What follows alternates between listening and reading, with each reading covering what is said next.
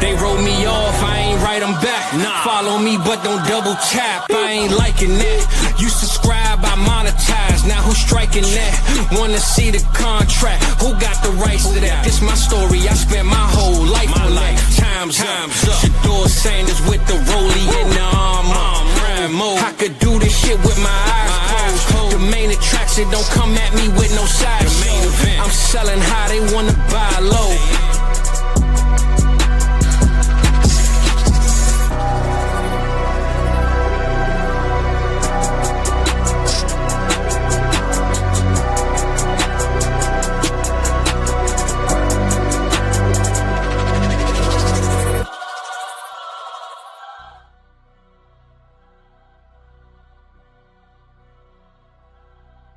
Definitely my mic is still on mute. So let me do that over. Good morning, good people. How we feeling? How we doing, man? Hopefully y'all feeling good. I know you looking good. It's Tuesday morning, baby.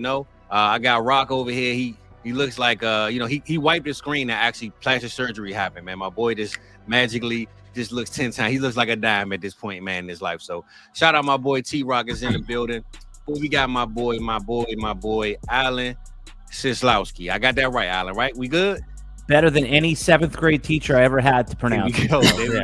There we go, man. Shout out Big Alan in the building. Alan, man, let you properly introduce yourself to the people, man. But we glad to have you here, man. We're waiting for this one. And I'm glad as soon as I hit you up, you reply right back and say, anytime I'll be there. So let me know something, baby. How we feeling? Well, they try to write me off, but I didn't write back. I mean, I was getting into some, you go. I was getting into some Fizzle music on Spotify this morning just to get into it a little bit here. There we go. Yeah, there we go. I mean, I could just listen to the South Harmon intro on a loop, and that could be my workout music right there. But yeah, no, good. Always good to be here with you and T-Rock. I appreciate the invite, man. And this is long overdue, man. We've always been vibing, so excited to talk some football and whatever other nonsense comes up. That's it, man. And Rock, we can't forget about you, brother. How you feeling this morning, man? Remind us, clean your camera, man. You look way better, brother. How you feeling, bro? Way more handsome. I appreciate that, guys. Yeah, I'm just ready to kick it with you guys and with the chat. Let's have a good show. Yeah. Nah, that's we glad the people are here, man. Been waiting since last Tuesday, and hey, man, they need us. We need them, they need us, and that's what we here for, man. To give them a good start to their morning. I'm having a good day. Today's my mother's birthday, so shout out moms, man.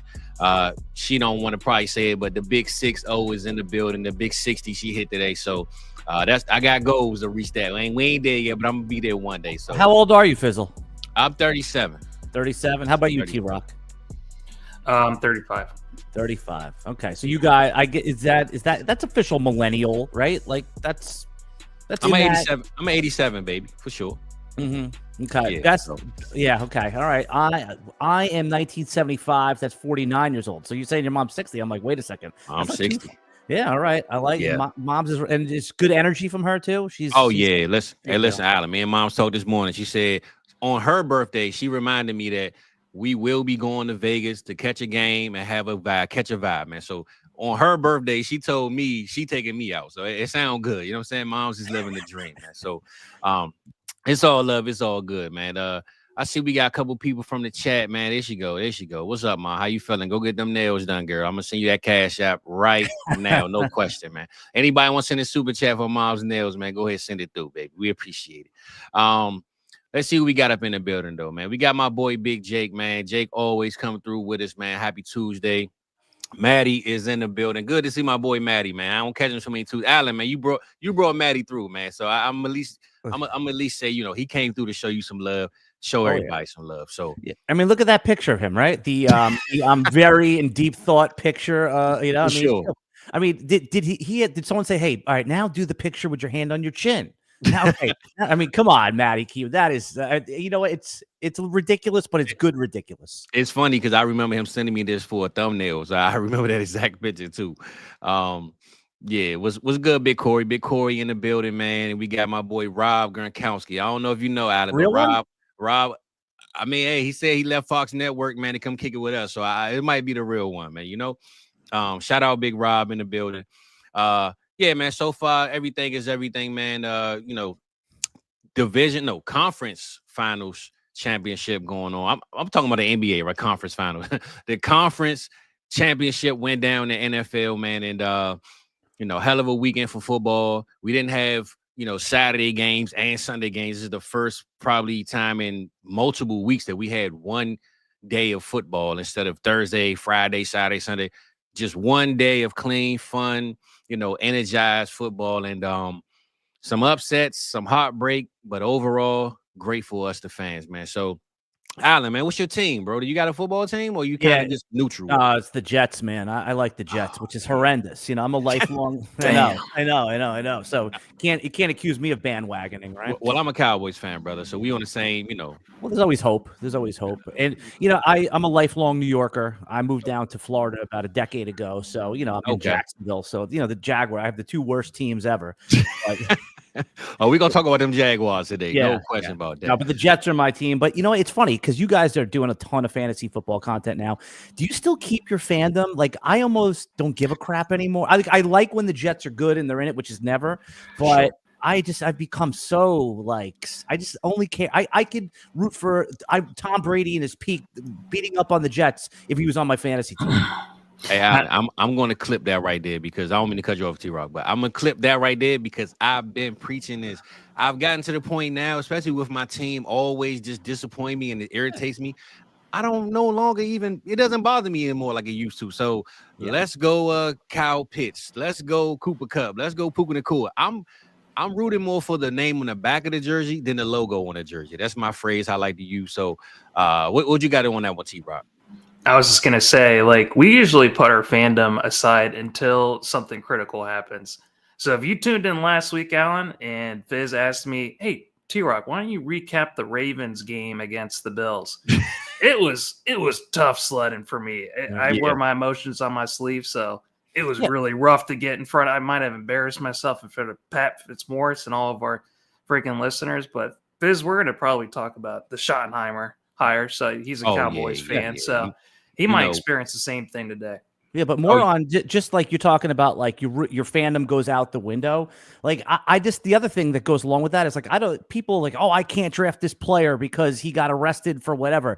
Dude, I'll draft Osama bin Laden if he gave me fantasy points. I'm serious. Like, I just want to win. I really don't have any moral and any standards when it comes to drafting players. But this is the crazy part about that, Alan, right? Everybody says that out loud, but I'm 100% sure for the right price, they will send a trade and make that trade and make it happen, man. They say it out loud, right? But they go back and they do these things underneath the table and nobody would know. But then get on X and all these sites and get the yapping and yelling. It's all about what we do for us at the end of the day, bro.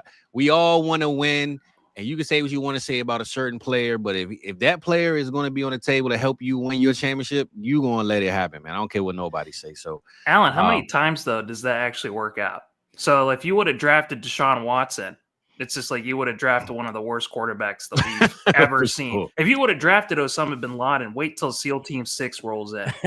That's a good point. That kind of stuff doesn't work out. The best one that ever worked out was getting Tyreek Hill in the 5th round when he was a clear first-round pick, right? That's like the one that comes to mind, where everyone was, where Adrian Peterson after he hit his kid, you know what I'm saying, or something like that. It's like, I worked in a school. I advocate for beating these kids that your own, right? I'm only kidding. But I'm just saying is that you understand they're pains in the asses. So, but yeah, real. Those are the ones that work. But you're right, Deshaun Watson. So hand jobs, we're not drafting.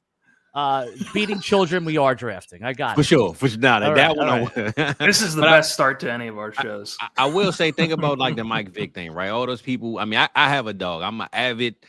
Literally, my dog just been in my life for like 1 year now. That's my son. It's not my dog. So I'm with the whole dog thing. But you're not going to tell me to hate Mike Vick for whatever situation went down, man. Mike Vick is forever one of my favorite quarterbacks of all time. There it is. To this day, always will be. Even when he wore that raggedy Eagles jersey, he still was my man. So it is what it is, man. Exactly. No, don't have Michael Vick dog sit. Have him as your fantasy QB1. Facts. That's all we got to do, baby. That's all we got to do. We got ATM in the building, man. I ain't seen my boy on here in a minute, man. Hey, Alan, man, you bringing out the stars, man. I might need to run it back, man. I might need to remix this. You know what I'm saying? The club is popping this morning, man. Those are my people. I love them. I love them. There we go. My boy, Mr. Vore, he's in the building, man. Congrats to your Chiefs, brother. We're going to get on them soon. Look at Rob. Rob said, you typical Jets mindset, want to hop on the Brady bandwagon, man. What's up with that, man? So, Rob, man, at least he showed you guys some love, man. You know what I'm saying? So, Well, it's kind of a good lead in for today, right, guys? Like all this Patrick Mahomes cheating, ref stuff. It's like, didn't we go through this with Tom Brady for the last 15 years of, that he's cheating, he's doing this. It's like, no, they just hate him. And you guys remember Michael Jordan went through all this. The refs give him every call. So it's a perfect lead in to what's going on in the NFL today. Well, and it's funny, you literally segue what Mom's just said. She said last week I said the Chiefs were going to have a special playbook literally titled AFC Championship. Like, Alan, I think the Chiefs in the preseason, they already know they're going, right? They have a whole playbook set up. AFC Championship, we going. Mm-hmm. And, she said they got a secret play called for the win. And honestly, I'm going to just say this. And I said this, I think, on Friday with Mike, Alan. If you going up against the champs, you got to beat them, man. You can't leave it up to the refs. If you leave it as a 2-point game or 1-score game, you got to expect the refs to do whatever they're going to do. But if you make it a 2-score game, you up 10 points, now you make the Chiefs have to play football. But you can't fight Floyd Mayweather and it go to the cards and expect me to vote for you to win. It shouldn't have went to the cards. You should have beat them, and it is what it is, man. So when you're going up against the champs and the best players over the last couple of years as far as the Kansas City Chiefs, if you don't convincingly beat them, you can blame the refs all you want, man. You should have played them harder. You should have really beat them, and don't make the refs make the decisions for you. So, I get tired of that referee garbage, man, to be honest with you. But you guys watch UFC, I'm sure. Like what does Dana White have right on the thing as the fighters walk out? It says, "Don't leave it in the hands of the judges." Right? Exactly. There we go. I like that one right there, Alan. So I mean, I guess, man, we can get a little bit into some football, but I did want to show my boy Rock some love since we didn't last week. And I'm going to let him enjoy his flowers, man. It's Ohio State Buckeyes, man. They won the championship, got that natty, man. And I totally forgot about my boy last week, Alex. So he was in there, not feeling it like, man, hold up, bro. You forgot about my Buckeyes, man. We ain't talk about them. Ain't showing no love. So, Rock, man, the floor is yours, brother. How you feeling about the win? Can y'all run it back next year? What the future look like? And, what did you do to celebrate, bro? Oh man, it just felt good, especially after that Ravens loss. It felt really, really good. That game was awesome. Will Howard had I think he had the highest passing percentage in playoff history. He had 93% in that first half. That Buckeyes offense looked unstoppable. Notre Dame had a really good first drive. That might have been the best drive they've had all season long when they had that score. And I was kind of worried that it was going to be a total blowout, but thanks to the Fighting Irish, you're right. Is Will Howard like an NFL draftable quarterback, even like on day 3 or anything like that? Well, it's funny you said that because we actually just started getting into our rookie research. So I just put in all the names yesterday. I spent hours just putting in all the names for all the Senior Bowl, the Shrine Bowl. We haven't gotten the Combine invite list yet. I haven't dived into any of the quarterbacks yet. I just got all the names in. But after seeing that game, he sure as hell looked like an NFL quarterback. Okay. But it's all going to, I think, depend on the situation where he goes to. But, yeah, he looked amazing in that game. I think him and the front 7 for the Buckeyes were the MVPs of that game. Shutting down Love, I think that was an amazing performance by the Buckeyes. Well, the biggest thing they're going to say is about how it is. His receiver room is ridiculous. You know what I'm saying? Like, to have those weapons. Next year, he's not going to have Mbuka. He's going to leave. I'm sure if Jeremiah Smith is there, though, hey, it is what it is, man. That guy right there is – I'm not sure how much you know about him, Alan, but that boy Jeremiah Smith, man, class of 2027, baby. Get your dynasty picks ready, man. We all getting ready for that one right there. So everyone, is already talking about Smith as like the 2027, 101. But wasn't it people talking about Keyshawn Boutte? I knew you were going to say that. Right. And again, I don't watch a lot of college football. I just, this is where I pick up my rookie stuff. I just don't have the bandwidth. But yeah, that's what I'm saying. Like, this was the same conversation for Boutte, right? Yeah. Oh, yeah. It is. Yeah, but it's different this time. It's different. I know. But this guy right here, bro, I think Boutte, to compare, I'm not saying you are, but to compare Boutte to him, man. Yeah, I don't know. Like, I got this guy Jeremiah Smith is on like levels of like they're already comparing him to Jamar Chase. Like, forget Boutte. They got him as Jamar Chase currently right now. So, are you going to use the G word, the generational prospect? I ain't want to say that. I ain't want to say generation. That's why I said, whatever I said. I didn't want to say generation, though. Right. But Rob, man, I got to call you out, man. Rob wasn't no Michigan fan. Come on, man. You can't do my boy like that, man. Come on now. Rob, man. On the Notre Dame side, that wide receiver Whitehouse, he looked really, really good. He's the only reason why they came back in that game. I don't know. What do you guys think of this game? Did you guys watch it? Oh yeah, yeah. I watched it. I literally watched because I was in and out of it. So I ain't gonna lie. I thought y'all was gonna blow them out. So I was like, man, I ain't gonna watch too much of it. This game gonna be ugly. Then I went back. I'm like, hold on, this game a little closer than what I thought. And by the time I really locked in, that's when the score just kind of running back start taking off, Junkins, and it just was what it was, man. So that first quarter, though, first half, it really was a good game. It's just that second half, the Band-Aid ripped off, and it was over with for him, man. So what you got, Alan? No, you said it all. I mean, again, I'm a very casual college football fan. I obviously watch all the players that you hear about that are going to be drafted in our rookie drafts, our dynasty drafts. So you just want to get a look at them. But and I wanted to take a look at everyone had been talking about the Notre Dame's coach as an NFL coaching prospect, so I kind of wanted to check into there. But I'll admit, I think I got roped into watching Real Housewives of Beverly Hills or something like that because I'd been watching a lot of football, so I had to tag in on on my wife's program of choice that day. Yeah, the Bengals got their DC from Notre Dame, and I'm not gonna lie, as a Buckeyes fan, I was not feeling that great going into the playoffs after Ryan Day once again losing to Michigan. He needed to win the championship. Even though despite him being a top 4 winning coach of all time, which is absolutely insane. And their run too, they played 5 top AP 5 ranked teams. That's never happened before where they've beaten 5 top 5 AP ranked teams. So I think that was pretty amazing. Feels like 100 years ago, doesn't it already? Yeah. Well, that was my team going in, man. So Ohio State to win that one. So shout out my boy Justin Fields, man. He wasn't there, but he was there in spirit for me, man. I had to make sure, he had them colors flying, I'm sure, in his locker. I don't mean to go off road here for a second, but you just mentioned Justin Fields. Did you guys see the note that Pittsburgh's actually going to commit to one of these quarterbacks, Fields or Russell Wilson? I honestly think it should be Fields, man. Yes. I mean, now granted, I'm a Fields truther, so I'm a little biased. I wanted the Jets to take him number 2 overall that year.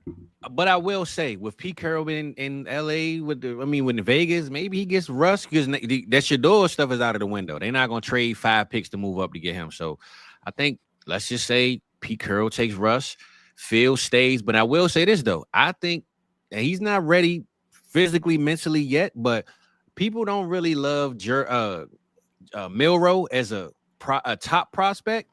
But if you take Justin Fields, keep him in Pittsburgh, put a Milroe there, they kind of got similar ways. I think Justin Fields may be a better passer. I think Fields needs a better offensive scheme. But if you're going to mirror a guy like Justin Fields and have a Milroe behind him and just let Milroe sit for a whole year, I think they pick like 19 or 20 anyway. So it's not like you got pressure you got a top 5 pick and you got to start him. Well, T-Rock, sorry. Keep every mock draft I do, Alan, I'm taking Milroe for the Steelers, and I'm letting them sit for a year or maybe 2. Sign Fields to a 2-year deal.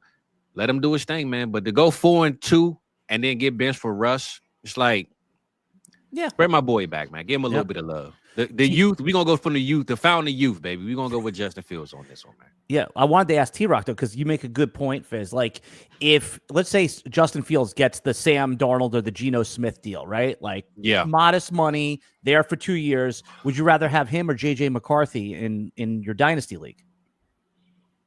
What you think, J.J. Rob? McCarthy. Okay. Yeah, I'm gonna rather take J.J. McCarthy because Justin Fields, he's just not going to cost that much. I mean, so for the value, you can definitely. I want both quarterbacks. I meant in a vacuum. Let's just say, like right now, just in a vacuum, like the 2-year commitment to Fields or McCarthy. I'm going to take JJ, especially with Sam Darnold, who's going to be out of there. I want a quarterback that can throw.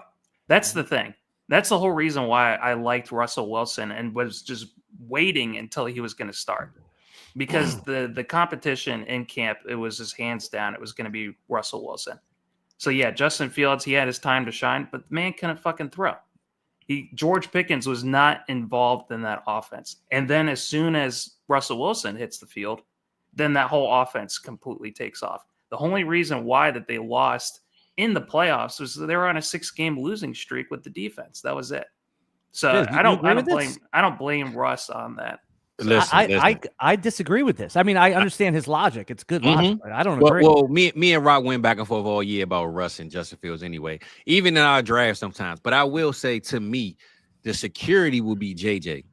If you're doing a dynasty, the security is to take JJ because he's still on a rookie deal. The franchise drafted him high. They invested enough in him, especially if you're going to get rid of Sam Darnold after winning 15 games and you're going to throw JJ in there. I mean, not even is that. The offensive coordinator, everything is in JJ McCarthy's favor. But I will say in year one of your dynasty, Justin Fields might score more points and have more steam with people. Let's just say I'm going into the playoffs and JJ is only giving me 20 points, let's say. And Justin Fields is putting up 29 and 30 because of his athleticism. I could see a playoff trade where somebody like, look, man, I need this extra 10 points. Take JJ for Fields and a plus, So I think year one, Fields wins it, but future-wise, I would have to take JJ. JJ McCarthy said he's safe. Yeah, he's like having sex with a nice girl with your condom on. Justin Fields is having sex with a stripper raw dog. For sure. Yeah, you don't know what. I mean, you wake up the next day like, damn, man, I don't know, man. Oh, it's going to be good, but the rest of your life, the rest of your future years might be bad. For sure. Take your word about those things. I've never done either of those things, so. But I've heard what goes on in that South Harmon house. Don't even give me that's man. Rock is the chef, baby. Rock be in there cooking. I'm cooking the whole damn time, Alan. Literally. Strippers like chefs. Get out of here. Literally, this guy here, Alan, does not sleep. He just cooks all freaking day. I'm talking about 5 a.m. He's up seasoning. All that good stuff. Like Maddie's like in the chat, he's like, shh, don't tell anybody what happens.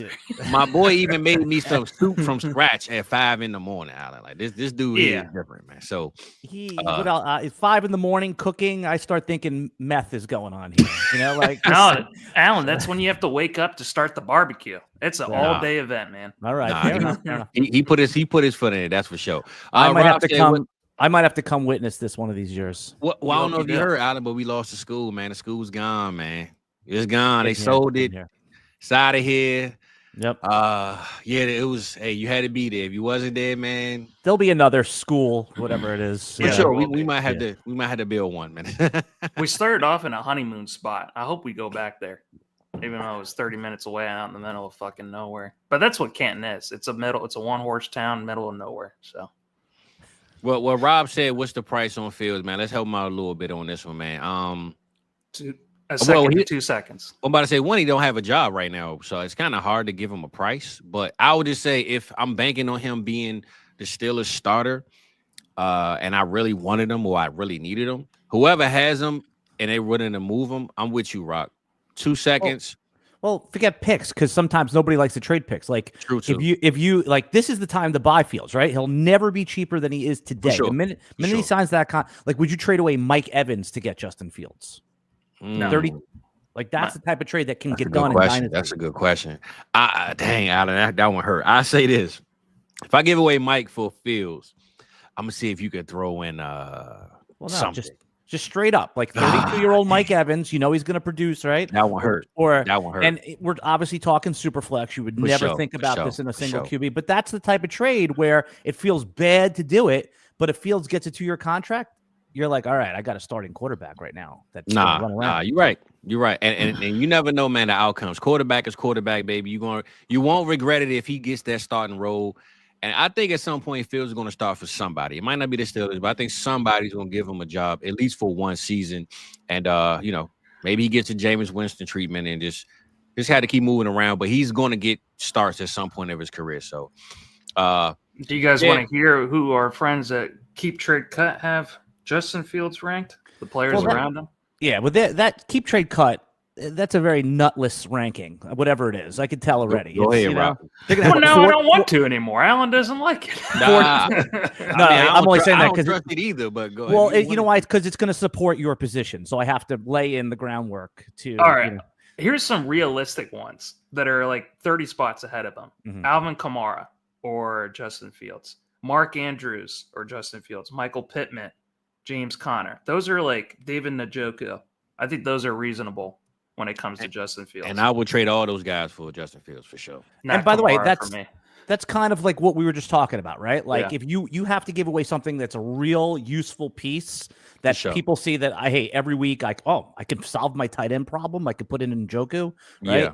And then, but it's going to be uncomfortable. You can't buy him when you buy him, you're not going to get him for 2/3 or, you know what I'm saying? Like no one's going to do that deal, right? You're just going to wait and see. So you have to give away something. And all those players are reasonable. Yeah, nah. And so I'm actually glad you did bring that up, Rob, because I was thinking it was going to be worse. So that wasn't a bad spot for him to be. And speaking of our dynasty teams, the way we like to coach them and, think we are the coaches, I want to bring up these coaches and the new spots they got, right? So, Oh, yeah. Rock, I'm not going to lie, we ain't got a chance to play our circus music in a while. But before we do that, I wanted to see a clip from this new guy that went to a team. He said he wasn't going to leave his current team, then flew on the plane to go visit another team. And the coach texted him. Now, I heard they said he was with his son. His son was sick, and out of nowhere, he gets a job announced. So this guy right here, welcome to the Jacksonville Jaguars, man. Duval. Yeah, are we convinced about that Duval right there? Was that a good Duval, or how we feeling about the inspiration behind that one right there, man? Yeah, I liked Liam Cohen bet until he opened his mouth, right? Like that gave me like douche chills, right? Like secondhand embarrassment stuff going on right there. Like, hey, Alan, when I saw that last night, man, I was in tears. Man. I said, "What is this here, man? Yeah, what is this?" The only sort of upside you could say is like everyone felt a little uncomfortable when Dan Campbell was talking about biting kneecap. I liked the biting kneecaps thing. This just felt like, this felt try hard, right? We all know try hards in our life. That felt try hard. Rock, how you feeling about him, man? My boy Liam, man. Maddie said it perfectly last night when he texted real Matt Eberflus beard vibes. For real. It's just like, and it sucks because Liam Cohen, like, he was so awesome last year. After Canales left, everyone thought like, oh man, the freaking Buccaneers are going to go down in offense, and they had an even better offense last year. So I'm pretty sad about. I understand where it's like you can't pass up a head coaching opportunity, but why don't you do it the right way? Not lying about your kid being sick, flying down to Jacksonville, being escorted away. And it's just, once you commit to something, I feel like you should commit to it once you give your word. Hey, real quick there. The only parallel is that there's a lot of similarity between what happened with Baker Mayfield and what's going on with Trevor Lawrence, former #1 pick, under-delivered, a lot of upside. So just like from that like narrative, that perspective, they have a top end wide receiver 1 in BTJ. So this could work, right? Like this really could work. When I've talked to some people down here in Jacksonville, like, hey, do you like this? And they're like, well, Doug Peterson was supposed to be that guy, but that's more of a cat. Everyone knows Doug Peterson has come and gone, seen his best days, right? A long time ago. So I'm optimistic from football, but again, just that, just don't open your mouth. That's so bad. But he's gonna have to open his mouth in the meetings and stuff like that. So yeah, but he's not gonna do that. That was a media thing, forced. Like like the social media person's like, all right, ready? On 3, you're gonna do Duval. Ready? 1, 2, and it was like, come on, it was just so bad. It was so bad. Duval. I just had to give you one more of them, Alan. One more of them, man, before we move on from him. I will say, though, a lot of people were kind of like iffy with how he did it. With, like I said, he said he was going to stay in Tampa. And from what I read, he had terms where he wasn't going to interview for any more jobs. And then they got rid of the GM. And then he dodged and went ghost on all the coaches over in Tampa. And then next thing you know, he on a plane in Jacksonville, said his son was sick. And then, boom, he got a job. So, but a lot of people were saying that the move that he made, when you look at what happened in Houston, they fired their OC out of nowhere. And it's like, well, maybe he did do the right thing because if Tampa just up and fire him out of nowhere, this opportunity might not ever happen again. So, if you coming out of Houston last year, they had, their OC was literally a head coach candidate, right? He said, nah, I'm going to stay in Houston. We're going to, run it up, do our thing, and next thing you know, he looking for a job with coaches already being hired. So yeah, it's not as bad as the Josh McDaniels one, right? Oh yeah, with the Colts. Right. I mean, you know, isn't it kind of obvious what probably happened? He probably went in there and says, "I'm not working with Trent Baalke," right? And it sounds like from the local reporting around here in Jacksonville that Saquon, the owner, didn't even have an idea that people disliked or didn't want to work with Baalke. So then they were like, "Wait, we just lost a head coaching candidate that we wanted because of this. All right, you're out." Then they circle back again. I'm making this up in my head, but it seems like what happened. Hey, we just got rid of this guy. Are you open to trying this out? And then it worked out. So, you know, yeah, maybe we'll see in about a year. It can't get any worse in Jacksonville. That's one thing we do know. So so you're skeptical, T-Rock, and Fizzle. You like the hiring. You're in my camp where you think there's some upside. I would just honestly, I'm not gonna say I like it, but I'm not against it either. You know what I'm saying? Okay. Like I feel like they need a reset, but I want an offensive guy there. I'm not saying Doug wasn't, but seeing what happened with Baker, you know, maybe Trevor Lawrence I always feel like Doug, man, was just a little too old, man. He kind of just out of place with the game right now. It seemed like we need a younger guy, somebody. I mean, like I said, this Duval take wasn't the best, but somebody that maybe can relate to the players a little bit more. And a young guy like Las Vegas got. Exactly. Well, we're gonna talk about him. Actually, we could get on to him now. But shout out Mike, man. He checking in, man. He said you on the toilet playing with his toes, man. So shout out Big Mike in the building. Playing with his toes. Speaking of the old guy, man, Pete Carroll, how we feeling about him in Vegas? The one thing I will say when I saw the signing was the slot machine's open 24 hours in Vegas, baby. We know old people love the slot machine. So shout out Pete Carroll, man, for finding his way to get another job. I'm not sure how it happened or why it happened, but what's y'all feelings on this hire right here, man, with Pete Carroll, man? I'm pretty freaking stoked, honestly. Just because of the parity in the league, it's going to be constantly entertaining. I like coaches, even if he's the opposite of a Liam Cohen to me. I think he's completely 100% genuine. When he gets into the locker room, when he gets into the press conferences and stuff like that, I just feel like Pete Carroll is Pete Carroll all the time. And that's what I appreciate about him the most. And wherever he's been, he's had success. So I love Pete Carroll. Well, I'll say this. I think he's going to build a fun culture. Yeah. I think, man, I always forget names, bro. What was the coach that just got fired from Vegas? Pierce? Yeah. Pierce. I think Pierce wanted to build a culture, but it was kind of like I ain't gonna say like a fake tough guy culture, but kind of like hey, you know, let's get it to get blase. I think he might have undersold on his promises with the team. But I think coming with Pete Carroll, he gonna come in there shirt off, you know, at practice throwing the ball. I wish I had that clip of him throwing that football at practice. But Pete Carroll gonna come in there, you know, flexing, lifting weights, all type of stuff. And even though he's up age, man, he has a whole lot of energy and seem like, you know, life is good on the Carroll side of town. So I'm not saying I love the hire, but if he has to get a job and just have a trial run, Vegas would be the place because it's not like they have a lot going on there anyway. There's a lot to head coaching. You can't just have the morale and the energy. You have to know the X's and O's. You need to know how to deal with the owner. You need to know how to draft. You need to know how to deal with players. It's a bunch of shit, you know, that have to do. So I think Pierce, I mean, a lot of those players loved him, you know, as a coach and stuff like that. Like when he got hired and McDaniels was out, man, it was a huge shift in the team. But yeah, you need a lot in order to be able to sustain a winning culture and success. I think Pete Carroll's got it.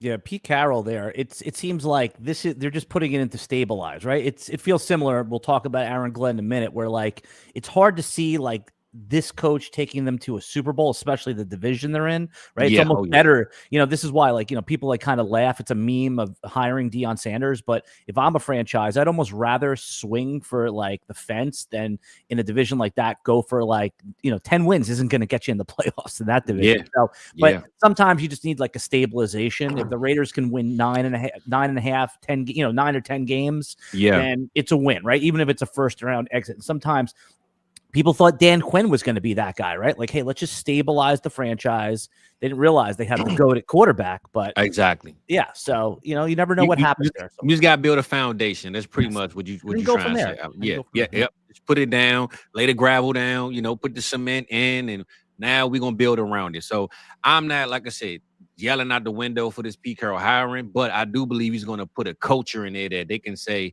when the next coach comes, he don't have to start from scratch. We kind of already got our own vision in a way.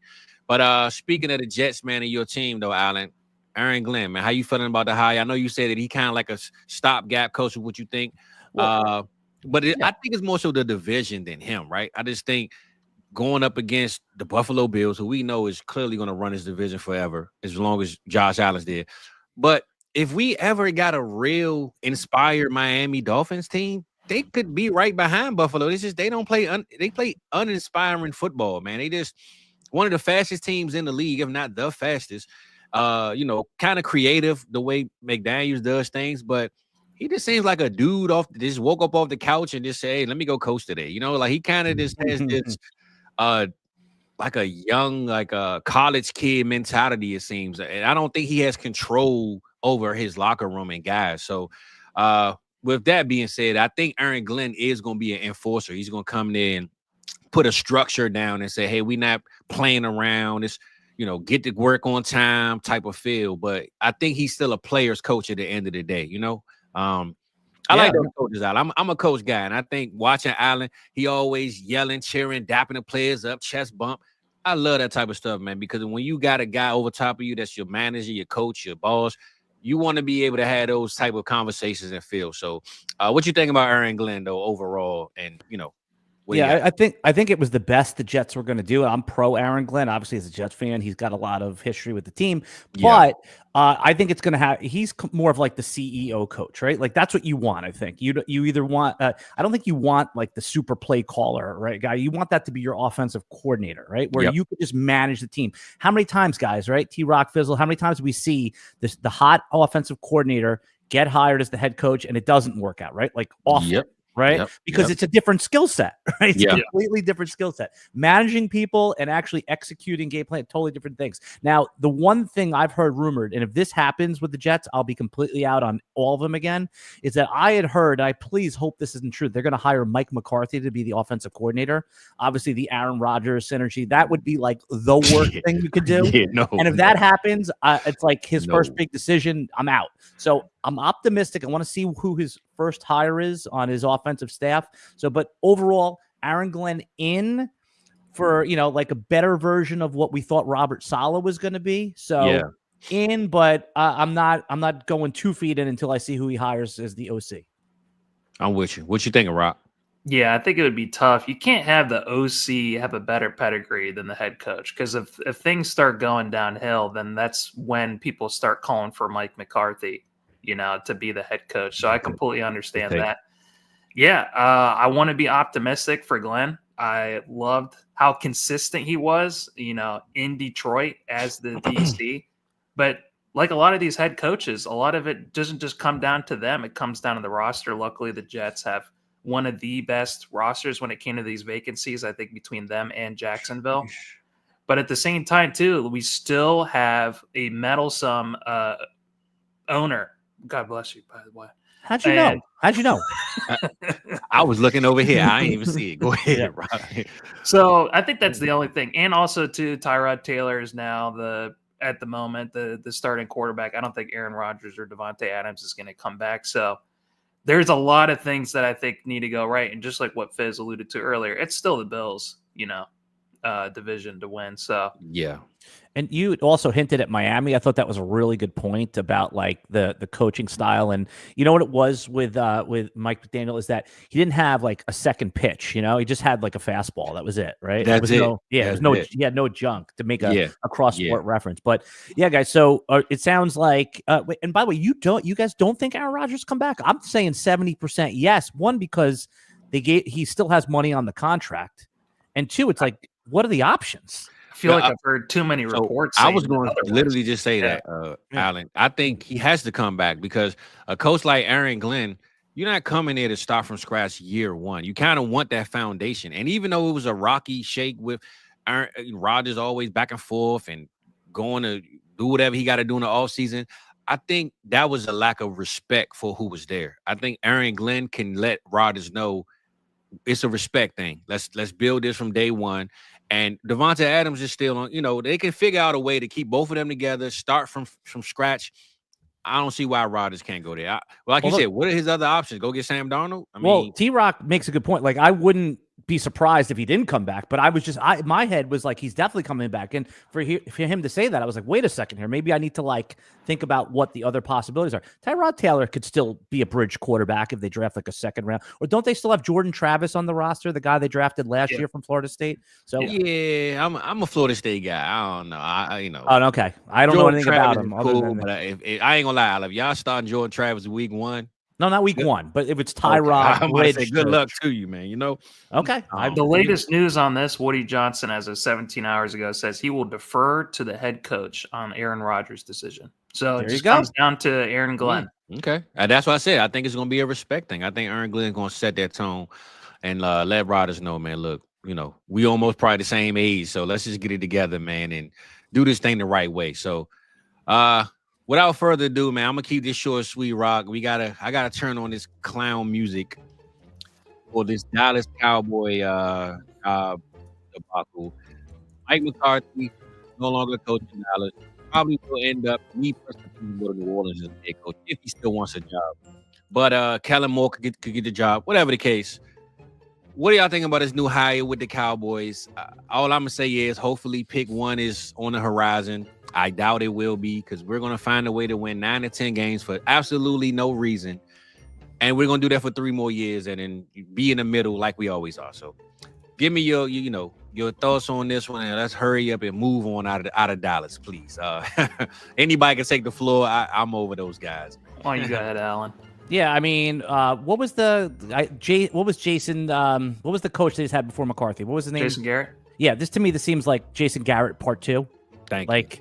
A guy that Jerry could basically push around, right? Yep. And then he's good enough, like you said, to win 8 games with talented players. He's got some pedigree, but there's no upside in this pick, in my opinion, right? It just fits exactly. Even Mike McCarthy, right, was a guy that was going to be a yes man to Jerry. It's like, this is not the Jimmy Johnson pick from before. What Jimmy Johnson was before Jerry bought the team, right? Was that no, it was while. No, that was his first hire. That was his first hire when he right. Team, I believe. And it was very bad before it got, and maybe that was the experience that pushed them off. Yeah, so it's another one of these like toothless coaches, in my opinion. Even if he does have some real NFL chops, it doesn't seem like there's a lot of upside. That would be my take. I'm with you. What you got, Rob? Yeah, I mean, I know it's tough, especially considering his background. He hasn't been the best OC over the years. I think that's a lot of the worry that people are having. But here's the thing about the NFL. There's tons of parity. There's tons of times where we think, hey, this guy's going to be terrible. He ends up being good. Or this guy ends up, we think that he's going to be amazing. Look at his amazing track record, but he can't coach as a head coach and stuff like that. So I know it's tough. I know it's the least sexy hire, especially when you had Cliff Kingsbury and Deion Sanders that were possible options. But I don't know. Maybe he's going to hit it off with Dak Prescott. So wasn't that matters. Wasn't Belichick an option too? Like they could have just bought out the contract. Like why did you do that? Like I said, me personally, as a Cowboys fan, I know this team, and like Alan said, this is just another Gary move. I believe it's going to look successful. It's going to equal up to 10, 11 wins. But week 1 of the playoffs, they're going to choke and lose. So I think it's just another Band-Aid of, yes, Jerry going to use this as his excuse. Well, we won 9 games. We won 10 games. Yeah, but you didn't win the one that counted. And you've been doing this for who knows how long. And you're not getting through that, when it counts, it doesn't count. Isn't Dallas the 3rd best team in that division now? Let me see. Damn. But it's the thing, though, Alan. I'm going to say this, though. Roster-wise, I love the team. It's just the leadership. All they need is a coach. If you look at McCarthy, and he was winning 12 games for like 2 seasons in a row.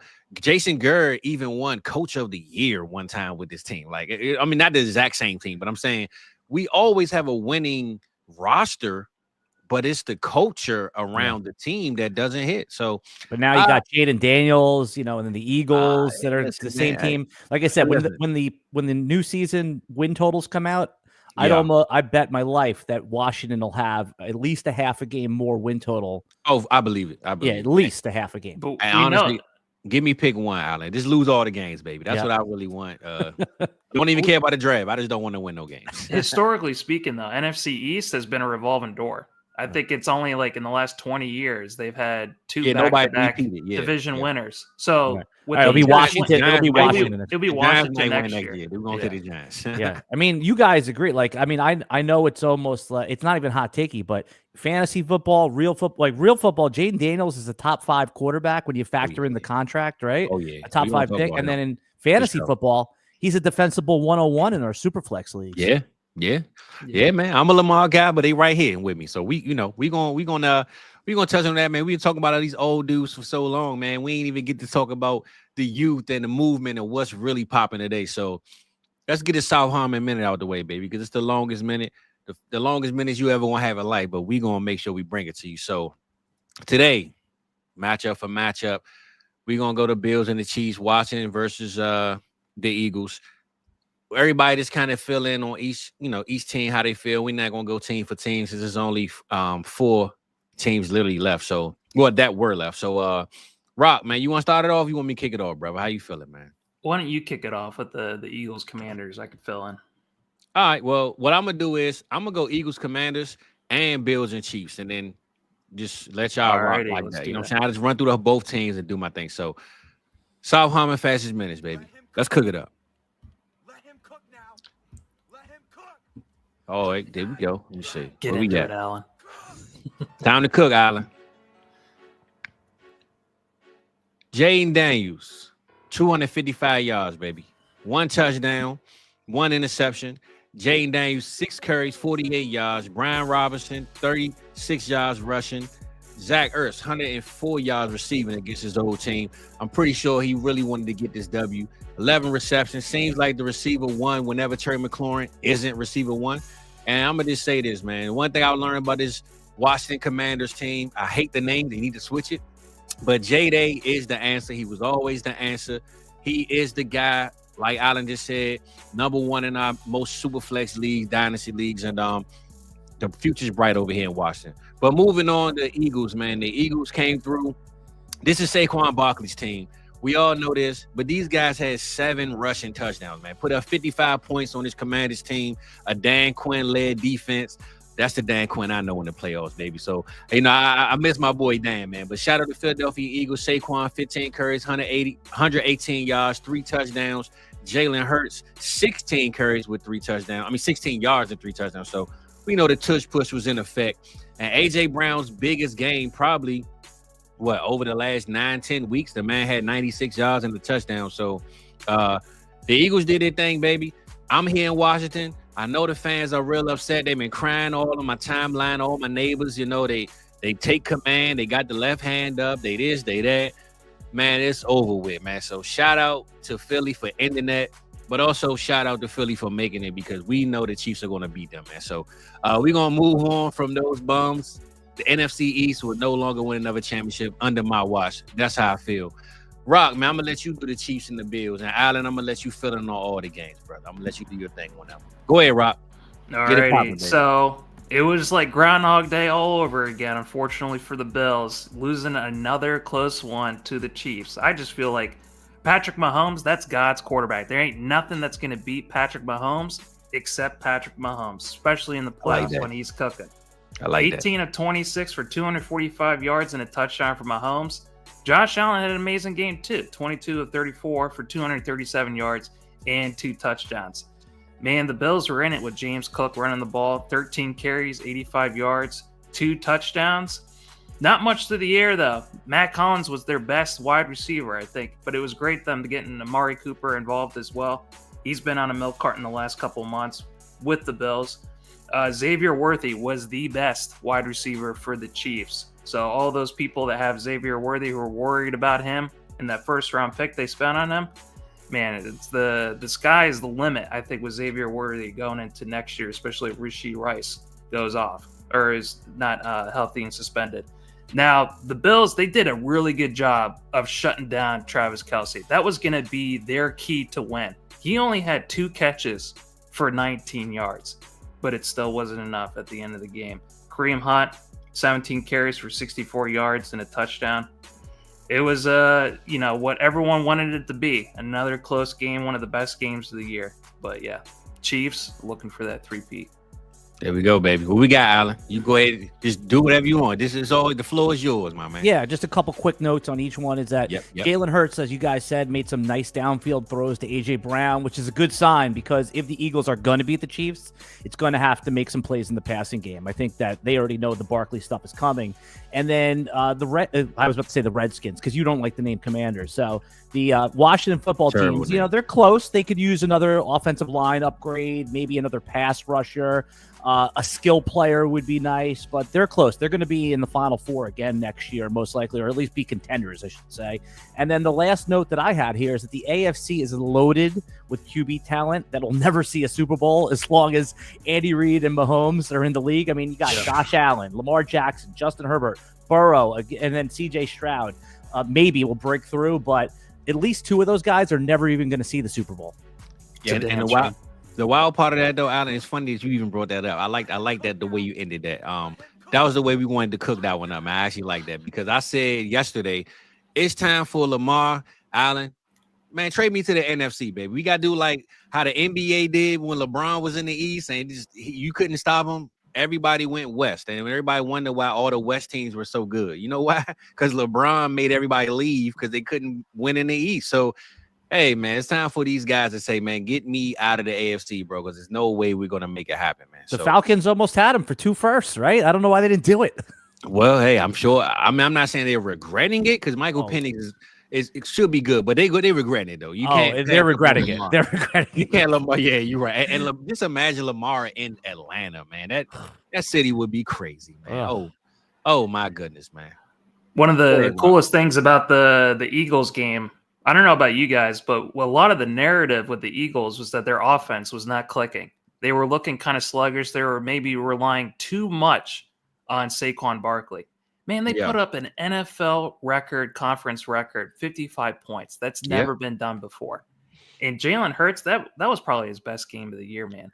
AJ Brown, he got him involved.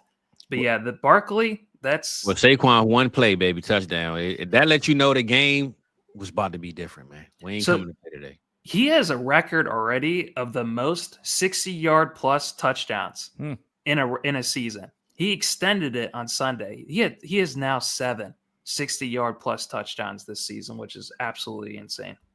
And from what I'm hearing, he's on the way to a 3,000 yard season. I don't know how many yards he's off from that, but that's a record that nobody's ever done either. So if you didn't miss that Giants game, you might have it by now. But in that Chiefs game, I'm not sure how many yards he's off, but 3,000 yards for anybody in any season sounds crazy. So speaking of that guy, the man of the hour, the man of the NFL, seems like it's since week 1, Super Bowl or nothing. Let's talk about Saquon Barkley, man. This decision, Reid, let me get you out of here, man. One second, my brother. This decision for the Giants not to re-sign him, let him go. He goes to the Eagles, and it seemed like since week 1, man, he said, listen, I'm not going to say it out loud. I'm going to just do what I got to do on the field. Because I said this earlier, Alan, and I don't know, you can let me know if you've seen this. He doesn't even look like he celebrates. He looked like he's all business. He literally scores, and he walks on the sideline. Like, he looks like he's happy, but I don't think he's got a chance to take in the moment because it's just all business, man. He goes out there, one play, boom. And he's putting the league on notice like, hey, remember when y'all said running backs we're getting old and we didn't deserve money? Well, I'm not one of those running backs. You know what I'm saying? So even bring it back to when people were criticizing the Giants for taking him number 2 over Sam Darnold. Oh, you have to take the quarterback, right? You have to take the quarterback. I mean, look, we're 8 years into that, and Barkley was the better pick. I mean, you could say, process, right? The process is, the results are in. The process, your stupid process doesn't matter. The results are in. Well, I'm gonna tell you this, Alan. Speaking of that draft, remember the Cleveland Browns had 2 top 4 picks. They had like pick 1 and pick 4, I believe, and they took Baker and Ward. I always felt like they should have just traded up to number 2 and got Baker and Saquon. I mean, I know they end up with Nick Chubb and this and that, but I don't think I could have let it go to have Baker Mayfield as my number 1 and let Saquon Barkley pass me. Are you guys hearing some interference on there? Yeah, a little bit. What is that? I don't know, man. Is it Rock? What you got going on? It might be my upper lip. I don't know what it is. Yeah, that's Rock, man. I thought it was somebody's What is he- phone. I tried to let him mute it, but What are you vacuuming? What the hell is going on over there? yeah, you know how Rock get down, man. But What did he say? It's his what? What did he say? It's his upper lip? Yeah, there you go. He good to go. I thought it was his phone. I thought somebody's Oh phone was my going off. God, Jesus! I said, what is that? I thought there was a truck coming through my my studio here. What about now? There we go. We good to go, Rock. We good to go, man. Red said tell upstairs to stop vacuuming, man. Exactly. Sorry. But yeah, I always thought, me personally, man, random thought that the Cleveland Browns should have said, forget this. We're not passing on Saquon. We got pick 1 and pick 4. I know they got Denzel Ward. They got Chubb in the second. But, man, we not letting Saquon go. Whatever it takes for the Giants to move back and let us move up to take – because let's just say they missed on Baker, which ended up happening ultimately. I couldn't fathom the fact of losing out on Saquon Barkley and my quarterback didn't work out, and they lost both guys. So I always felt like the Browns should have did that, man. But Rock, man, what's your thoughts on, the Giants letting them go and Saquon pretty much just lighting the world on fire, man, at the running back position, bro? The best was people releasing that clip from Hard Knocks. Oh, yeah. Who was it that was talking to the GM where he's like, we cannot let Saquon go? The owner. It was the owner, yeah. Yeah. And then he said, I can't have him go to Philly. Like, if he goes anywhere. Yeah, he said I won't be able to sleep at night if he goes to Philly. Word is he's still awake. Yeah. So that was really, really tough. The GM was just like, when he said, oh, Philly's a long shot. And it's just like, oh my God, of course it worked out the way it worked out. and I always thought Philly is not that far from New York. So it's not like he had to change his whole lifestyle. They had like the Houston Texans maybe going to get him. I got you, Alan. They had the Houston Texans maybe going to get him. The Chargers. It was a bunch of rumors about what teams might get Saquon. But ultimately, bro, the guy played in Penn State. He's in Philadelphia. I mean, he's in New York. That whole tri-state area, man, he was there for so long. I didn't never see him saying, let me just move my whole family across the world. I don't think it had much to do with moving. I think the reason why the GM was saying that is because it had to do with cap space. No, I was saying Saquon Barkley. I was saying Saquon Barkley's decision. Ultimately, I thought Philly was always the front runner because I even had Dallas as like a contender for Saquon. I'm just thinking, bro, he's literally, like I said, he was in Penn State. The man was in New York. I don't see why he would pack his family up, maybe change schools, have his wife go, because they went to college together. Why would I pack my family up to go to Houston or Dallas or LA when Philly is 2 hours away from where I've been playing almost my whole life anyway, in Pennsylvania, New York area? So I always had Philly as the top contender to me with Saquon and his signing. Not sure. I got you. I'll unmute you. It said I can't unmute you. Can you hear me? He probably also wanted to get paid, right? So Philly wanted him. They realized this is the right team 100%. To put an elite running back in. They probably said, "What's the number that makes you happy?" So you're not like upset about money. He probably named it like, "All right." Yeah, and then like I said, for him, he probably still has his property in New York. You know what I'm saying? Wherever he was living, or Jersey area, whatever. So. Mm-hmm. I just got to really just slide down the street 2 hours. All right, this ain't nothing. So guys, in your dynasty league, so like, are you valuing, was it 28-year-old Barkley as like a top 5 running back? Like if you're in a startup draft, 100%. And I know right? Like 100%. Who cares if it's one more year and then like, I mean, we saw this with Dalvin Cook, right? I mean, Barkley's better than Dalvin Cook ever was, but where it kind of drops off and then it's off a cliff, like that's always a possibility. But in dynasty, it's just win this year, right? Like, I'm gonna be honest, Alan. And I'm a Breece Hall stan, but he might be over Breece if we don't see an OC come in that we like, right? We don't know what the offense is going to look like. Could be another back and forth debacle. And knowing that Saquon can give me almost 2,000 yards again, it's a big debate between Saquon and Breece for me if I'm starting the draft today. Well, let me ask you this. In like a dynasty league format, would you rather have Barkley knowing the situation for next year or Ashton Genty if he goes to like Jacksonville? That's a great question. I'm gonna say this. I would probably.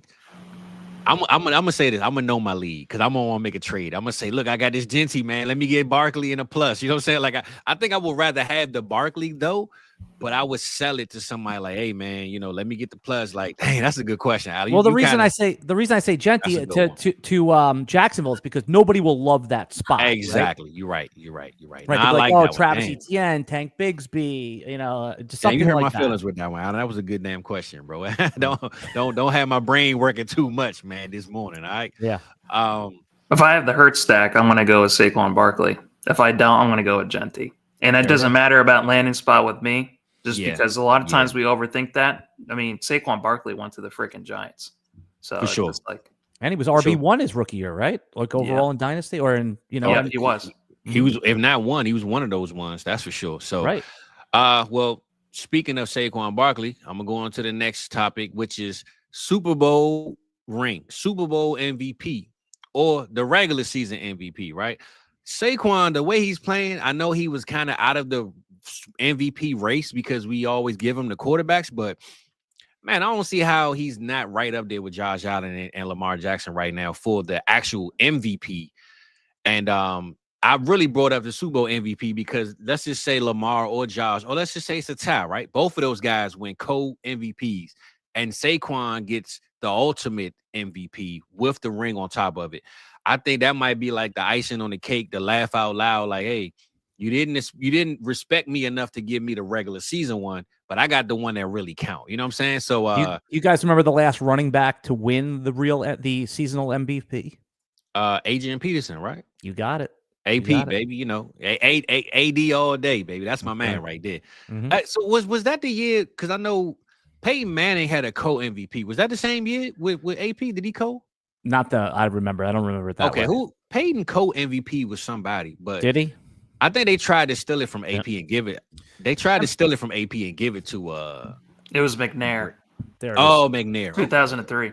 Yeah. And the argument for Saquon not to be the MVP is that, let's say you take Saquon off that team, devastating, but not death, right? You take Josh Allen or Lamar Jackson off their respective teams, death. But they play quarterback, Ali. You know what I'm saying? Like it's still like you take any quarterback off their team, like take Jared Goff off the team and put in Tyrod Taylor. Is it death or is it similar? So I'm gonna say this: if you take Jalen Hurts off and put Kenny Pickett in?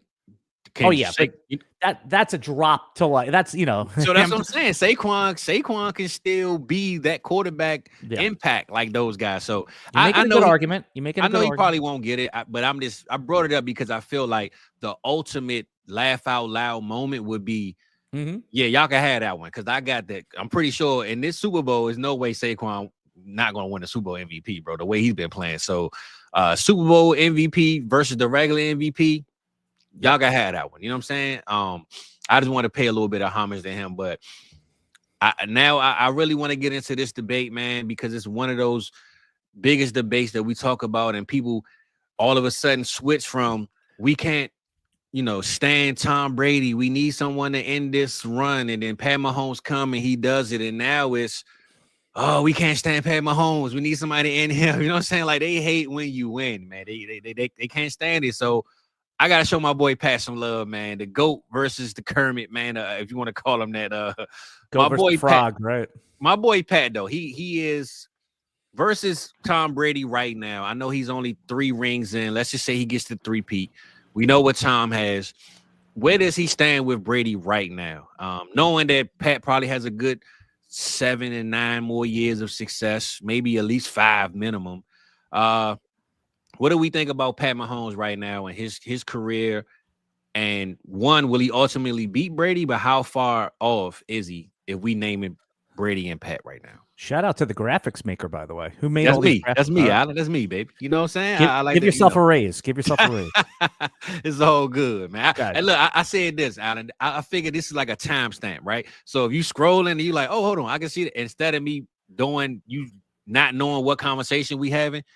There's the visual right there. I appreciate the effort, man. The effort in itself. And it looks great. You're doing a good job. But my man, appreciate it, brother. T-Rock, what do you got on his question? GOAT status stuff. So I got some different stats. Tom Brady has a passer rating of 89.8 with 13,400 yards, 88 touchdowns, and 40 interceptions in 48 games in the playoffs.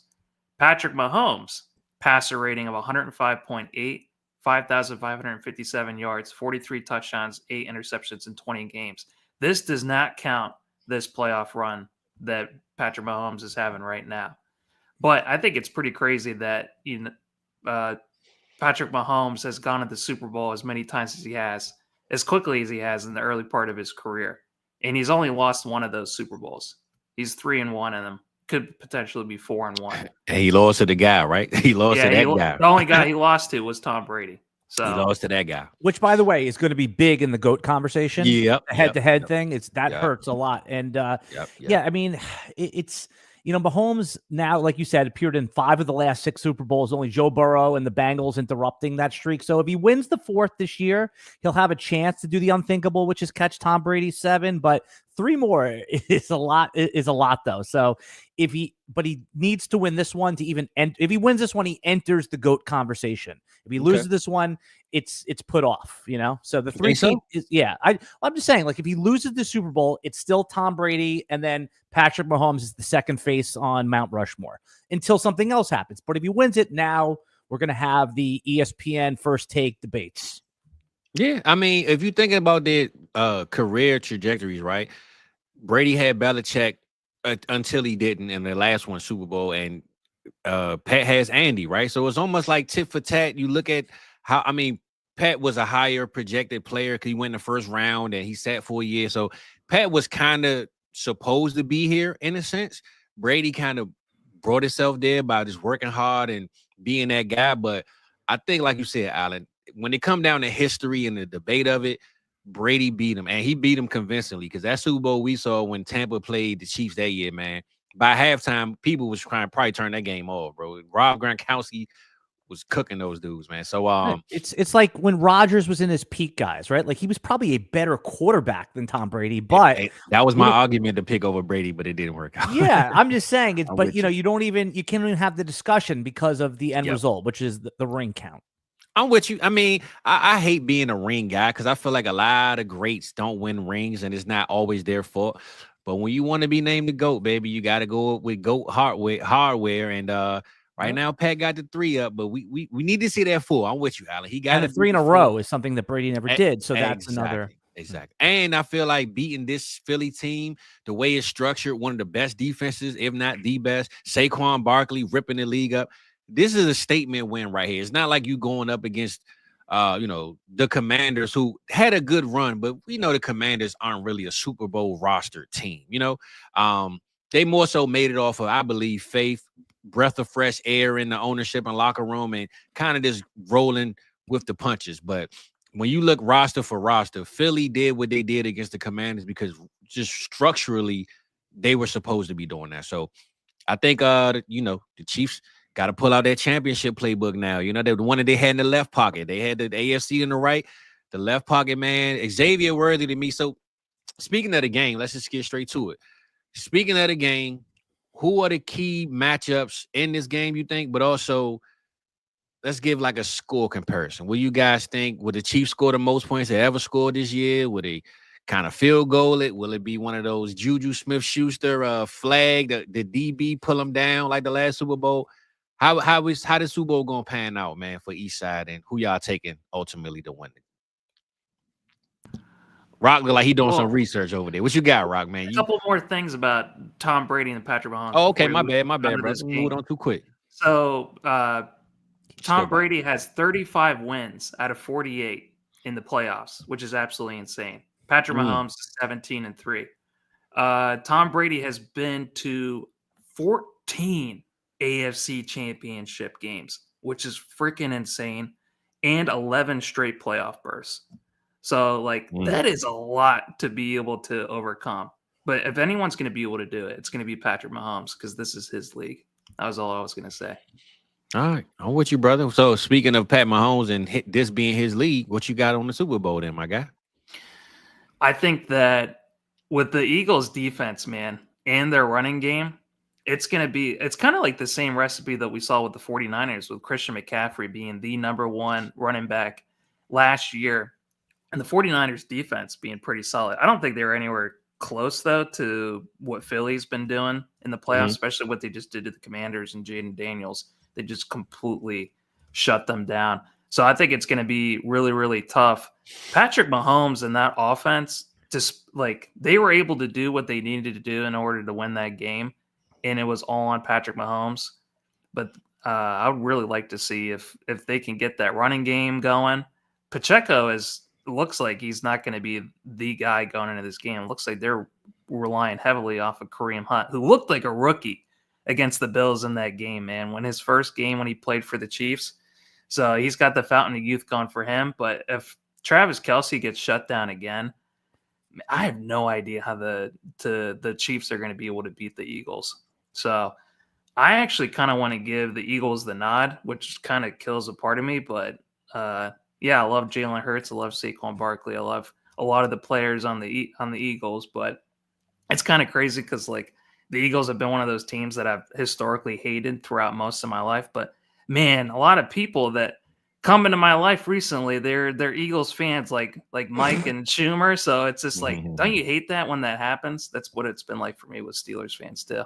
Fizz, if people bet on the Eagles, like put their money down on a legal sports book or a shady sports book. I like shady sports books too. No, I'm just kidding. We don't like I work for a company that only does legal gambling. There we go. You can't complain about the refs, right? You have to bake that into your calculation because the way I've made money in sports betting this offseason is I just bet the Chiefs money line, right? Like it's there you go. Or you tease down the point, whatever your thing is, but don't bet against the team and then complain that the calls didn't go your way. You know what's going to happen. You know the spot is going to be favorable. But as far as the actual game itself, guys, there's one specific situation that I think is going to determine the game.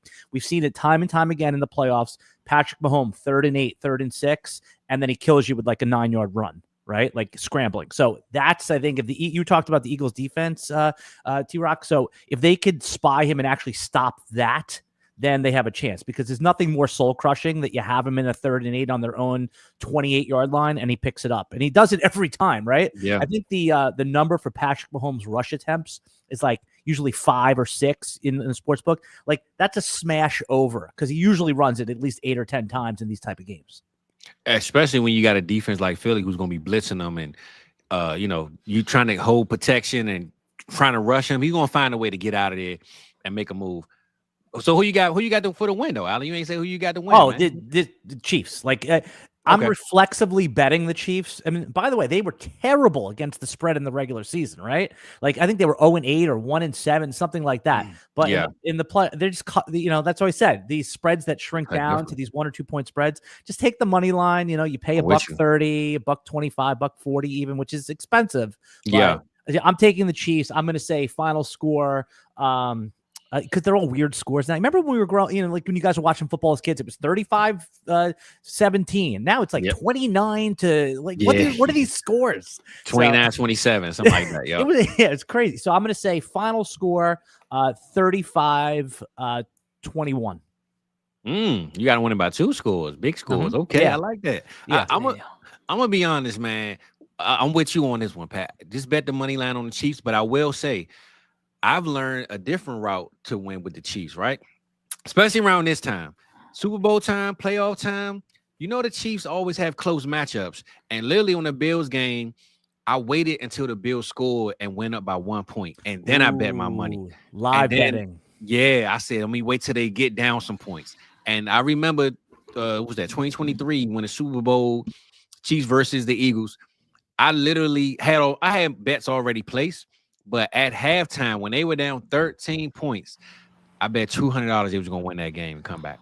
Ooh, that's so you can just imagine. So we need to talk about this one time, and I'll have you both on when I start up the Rotowire offseason podcast again. But live betting, I think that's the edge in sports betting. I haven't really especially like in the NCAA tournament when this huge favorite when they're down by like 4-0 or 6-0, and that big spread that goes from like 12, it goes to like 4.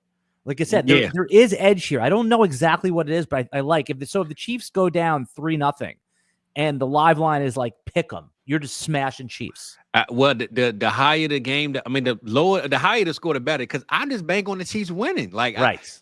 My brother's an Eagles fan. He was at my house watching the game. He yelling and screaming, and I looked at him and I said, "Bro, do you realize 13 points ain't enough to beat Pat Mahomes?" And literally, I bet $200 that this man would pull it off, and they won. So you could just imagine being out 13, what the odds were and how they changed. That is a sharp play right there. I really felt it. So I'm just saying that to say if at any point the Chiefs are down and you just want to live bet it, just throw in $10 here. They down 3 points. Boom. They go back. $10. Like that's how you should play it if you really think the Chiefs are going to win. Don't just let a random score or them being down 3 points and not take advantage of that, especially doing a live bet. Problem is if they go up 7-0 on the first drive, then the line becomes like, it does. 11. It does. So I was hoping. When I saw that they were actually up to win this game, I was like, man, I need Philly to, because I think that year also Philly was projected to win that game 2023 as well coming in. So it kind of helped the odds out even more. But I'm just never betting against the Chiefs. I literally, the 49ers game when they played them, I needed that overtime touchdown that he threw to get my parlay. I literally live bet that one. And, I'm a live better guy nowadays when it comes to the Chiefs, Alan. So I will say, if you're going to bet the money line, bet it. But also, don't let them being down by 3 points or 7 points discourage you from, hey, man, you know what? Now my odds switched up. Let me put that down. So ultimately, though, I just want to ask you both a question. Which one of these teams do you think has the better defense? T-Rock, who do you think it is? I think on paper it's definitely the Eagles, and they also have Vic Fangio too. But Spags, man, he's been the best the best defensive coordinator throughout his whole tenure at the Chiefs. So, Fizz, you agree with that? Hold on, right quick, Alan, man. I know my boy said Spags. Spags was where we at, baby? Where we at? Spags was the best D, man. So we got no Diddy that one right there. I had to get that in right quick, man. I thought you were going to catch the pervert. But that's what I'm saying. Because a lot of times when you have like the juggernaut offense versus like the better defense team, like remember the Seattle versus Denver Super Bowl? That was the 50 touch. Not to. Right. But as I'm saying, like the better defense usually is the better bet in the Super Bowl, but you're usually not playing Pat Mahomes. It was the Peyton Manning. Like that's when they had the best offense in ever history. 7 touchdowns in week 1, right? Remember that whole? Don't bring it up against the Ravens. Oh, this is sore. Okay, okay. But that's what I'm saying. So, but you're saying that these defenses, like you could see, it's you remember like they would have if you were like checking off which side, this is almost like a draw, right? Just because they could. Okay, so you can't really bet the superior defense here. And I mean, go ahead, Rock. Go ahead. I was just gonna say with the previous thing that you guys were talking about earlier, especially if the Chiefs are down. If he's going to be in the same rarefied air as Tom Brady, that is the best bet. If you're down multiple touchdowns with Patrick Mahomes, man, I think you're going to make a lot of money. Because that's the one thing that I would always say with my friends, especially in those Super Bowls when they were down, don't count out touchdown Tom. And invariably, they always came back and made it a game or either one. 28-3 is the best argument for GOAT, right? For the GOAT. Yeah, and I think Patrick Mahomes has that same. That one. Yeah, he's got that same thing in him. What do you think it was? You think it was plus 700? No, more probably like 3,000. Plus 3,000. If it was 28 to 3, I'm gonna say 950. I'm gonna say 950. I'm gonna give it plus. Okay, so plus 950 years. Okay, yeah. But I'm saying is like, and someone must have done it, right? Someone must have been like, for sure. Yeah, but that's somebody that got money though. They really got money. You know what I'm saying? Well, right. But you could throw a little sprinkle on there, a little $10. For sure. Well, is this a real one right here, Dynasty, or you guessing? It was plus 1,000. Plus 7,000. Okay. Yeah, I think I was close. 950. I think I was close. Yeah. I think to answer your question, Alan, I think on paper it is the Eagles, but I think the only reason why their defense is better because of the run game. They don't throw the ball a lot, so it kind of slows down the game and helps the defense recover and catch their breath, right? The Chiefs, they're not the fastest offense either. I'm not saying they're going out there lighting up the world like they used to, but I think that's the reason why Pat Mahomes isn't playing at the MVP status because the defense doesn't allow him to. Like, they don't need him to put up 4,000 yards and 58 touchdowns to win games now. They're going to win playing defense. So I just think defensively on paper, I'm taking Philly, but I think overall, this game gonna come down to whoever has the lowest amount of turnovers and whoever gives up the least amount of big plays. So if Saquon doesn't lead this game with 250, 60, 70 yard rushing touchdowns, the Chiefs got a good chance. But I'm ultimately taking Chiefs regardless. I'm not sure about the 14 points though, Alan. That's a tough bid. I'm man. telling you, this is gonna. Yeah, I mean, maybe that is exaggeration for clarification, but I'm gonna say more than a touchdown score, convincing win. That's really what I was trying to. Convincing. I like that. Well, I'm gonna say I'm definitely taking the Chiefs. They haven't stirred me wrong yet, and the year that they lost, I didn't bet on them, so it was all good anyway. So I'm taking the Chiefs. If I had to give a score, I guess I would say, because it's definitely gonna be a defensive game. What was that Buffalo game? That was like a 29-21. Well, here the over under is, the total is 49.5. So okay, all right. So I move it over. I give it an over for sure. Okay. I just say it was 32-29. Let's say 34. I'm gonna give a random on like Allen. 34-26. I'm gonna give Philly 26 for no reason. Just give them a random. Do you remember when you did Super Bowl squares and you get those garbagey numbers? You'd be like, now those numbers are in play, right? Yeah, exactly. My mother do them every week. I'm sure she's gonna send them on the email. So I'm gonna say 34-26. We're gonna go with the Chiefs, baby. So I just learned about that because there was the Vikings and Lions game, I think it was, or the Rams game. I don't remember which one it was. We had one recently where that score had never happened before in NFL history. 5 and 2 were the worst numbers to get in those box pools, right? But now 25-12 is like a very reasonable halftime score. Yeah, man, it's a different game, different world we win. So so ultimately we 2-1, man. We're gonna have to run back at Rock and see how if you were successful with your outcome. I think more so you a Baltimore fan. That's why you ain't want the Chiefs to win, brother. Just go ahead and say it. You ain't got to try to sell it. No, I actually do really want to see Patrick Mahomes break history. I honestly do want to see a 3-peat. As much as I want the Eagles to be able to beat them, I would not be mad whatsoever if Patrick Mahomes makes history. No outcome will surprise me except for Eagles blowout. Like Chiefs blowout would surprise me, or close game either direction wouldn't surprise me. Eagles blowout would be like, whoa, what just happened here? So you don't think there's going to be an overtime like the last couple of Super Bowls we've had? Could be. Hey, that's a good bet, right? I'm guessing overtime is plus 400-ish, right? We've had 2 in a row, right? Is that right? I don't know. And the 49ers. There you go. You go.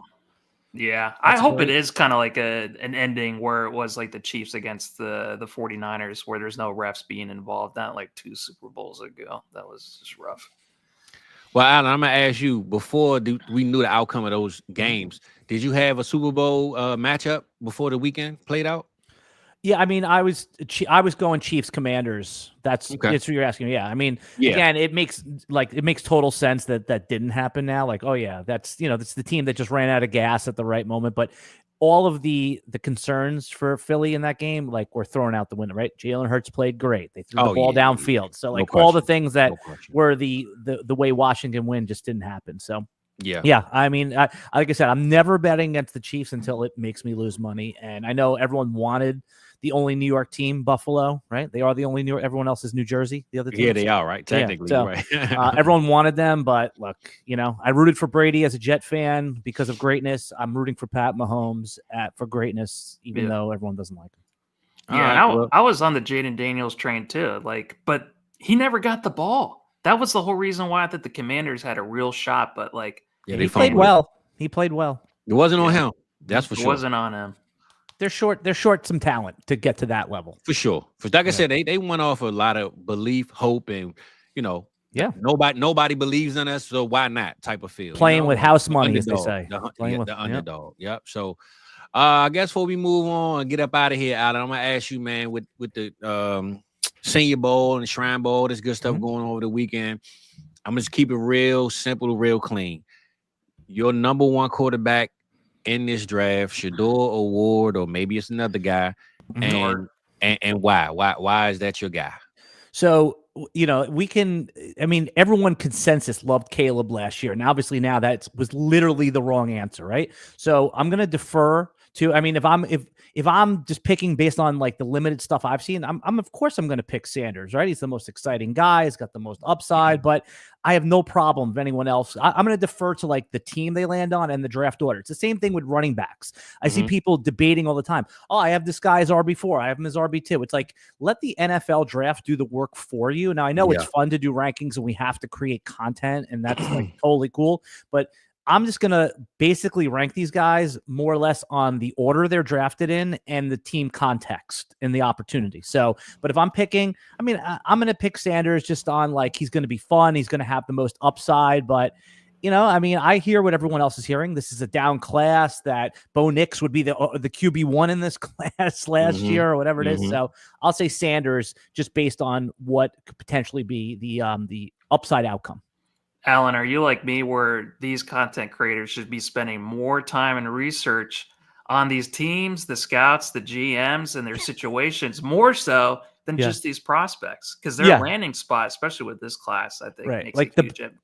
It's such a smart way to put it, T-Rock, because like, hey, Pittsburgh Steelers wide receiver who gets drafted in the second round, that's an interesting player, right? Like that's always going to be an upside. Even the Green Bay Packers receiver at this point, right? They love the second round for receivers. So yes, let the NFL draft do the work for you. But yeah, it's fun. Listen, we spend 35% of our content on 36 players, 40 players that only 6 of them are going to make a difference. So it's a disproportional amount of rookie content, but it's fun because it's the offseason. And what the hell else do we have to do? Talk about Joe Mixon or talk about Cam Ward, right? For sure. So I'm going to ask you this, Alan. Pick 1 through 3, Dynasty League.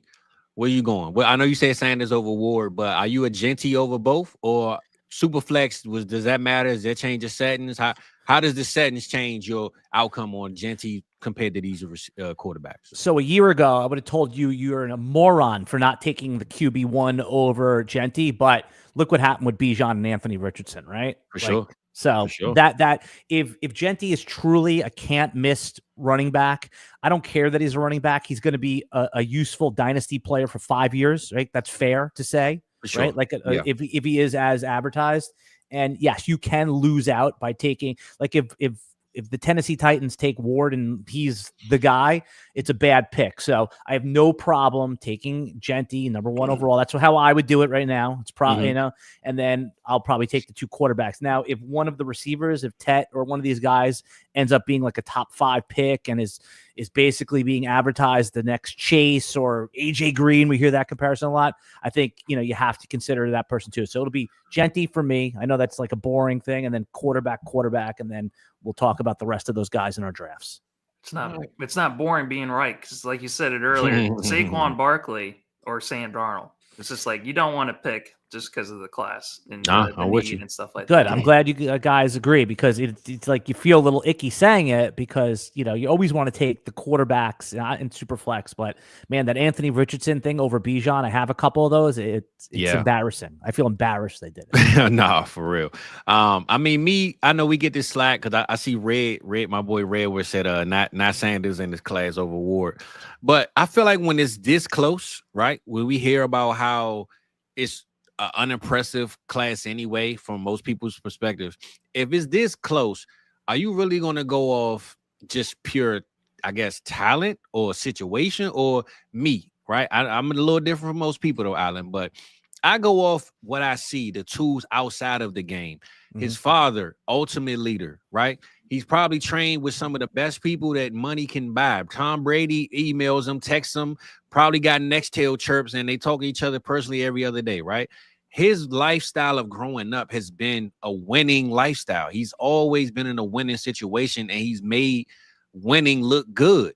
And me, I just believe when you look good, you feel good, you play good, like his father say. And when I see Shador as my quarterback, no matter what position I play, coming from a losing franchise, I'm going to ride with Shador, baby, because this is my guy right here. You know, when he walks in that locker room, the whole aura is he going to walk in and glow.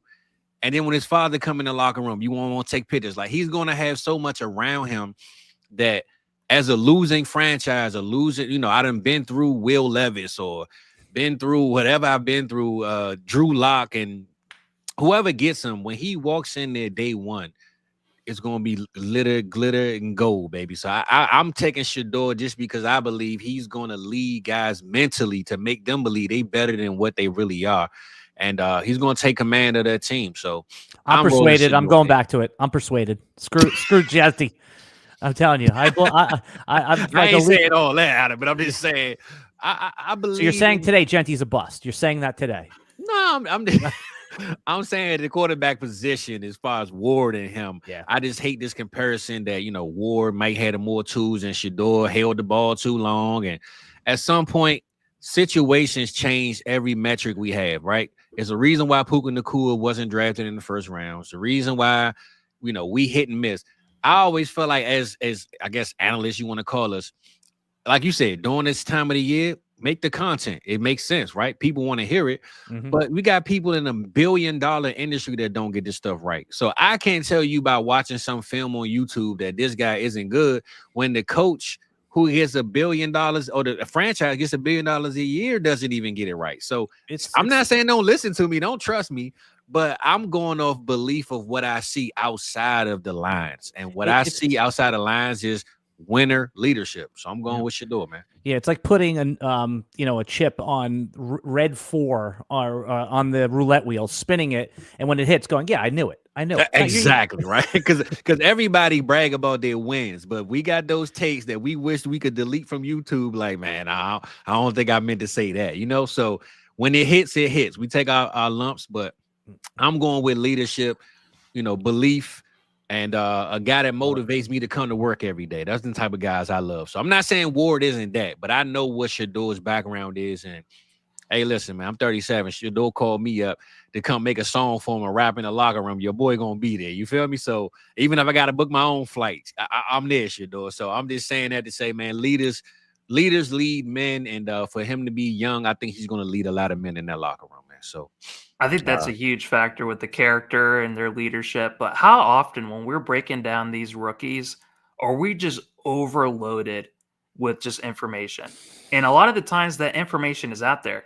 And all those people, they'll start chirping like a year from now. It's like, I've been saying this the whole time and stuff like that. Yep. And a lot of times the information is there. But I think a lot of times we as drafters, a lot of times the best thing to do is just fade the noise, almost go with the opposite. Because how often do we have the NFL being a parody?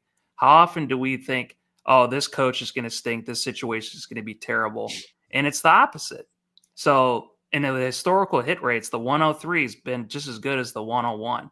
So if you looked at last year, it wasn't Caleb Williams, it was Jayden Daniels. So whoever goes at the 102, if it's going to be Shador or if it's going to be Ward, I mean, a lot of times I want that second quarterback that other people don't want. It's Justin Jefferson as the wide receiver 4. It's BTJ as the wide receiver. It's like same thing in your drafts. Just take the one that falls to you. Don't trade up for the guy. Unless you, unless you, of course, you're a fan of the team and you just got to have your guy. That's different. That's different. I also believe in enjoying your franchise too, right? You let Jerry Jones seems to enjoy destroying his, so enjoy having fun with your dynasty. So you got to trade up, do it. But what's your league count, guys? Where are you at right now on league count? Well, I actually just started too. And actually, Alan, I'm so glad you didn't save me from not announcing it. The Cook Up Dynasty League is in effect. Me and Rock putting it together right now. Alan, you must have knew this, man. You a smart brother, man. You know what I'm saying? So the Cook Up Dynasty League, me and T-Rock putting that together. It's already made. For the guys that watch us weekly, tap in with us. We're going to make it a Patreon thing. If you haven't signed up, definitely tap in with us. But all Patreons that are already with us or that want to sign up, get in the league, come rock with me and Rock, baby. We got a new league coming up called the Cook Up. So the Cook Up Dynasty League is definitely in effect, and I got one I'm announcing with me and Mike soon too. But right now, currently, Alan, with those two added, I believe I'm at 10 or 11. Oh, that's the right number. That's the right number. How about you, T-Rock? I think I'm at like a dozen.